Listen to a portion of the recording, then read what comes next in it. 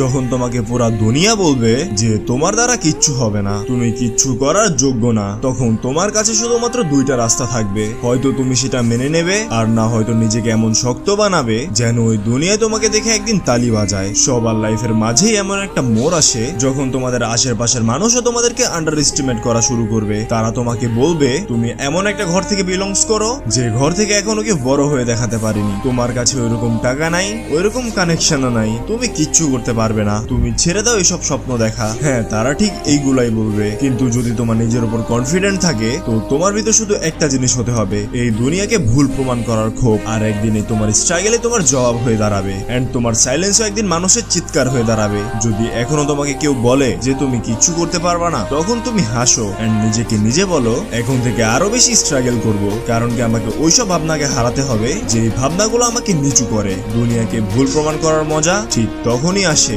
যখন তুমি চুপচাপ থেকে ওইটাকে জিতে দেখাও। তো এখন থেকে শুরু করো তোমার লাইফের জার্নি এন্ড নেমে পড়ো তুমি তোমার স্বপ্ন পূরণ করার উদ্দেশ্যে। কোনটা থেকে শুরু করবা ওইটার ডিসিশন যদি নাই নিতে পারো, তাহলে যাও গিয়ে আমার পিন করা ভিডিওটা দেখো। এটা হয়তো তোমার জন্য একটা বেস্ট একটা অপরচুনিটি হবে।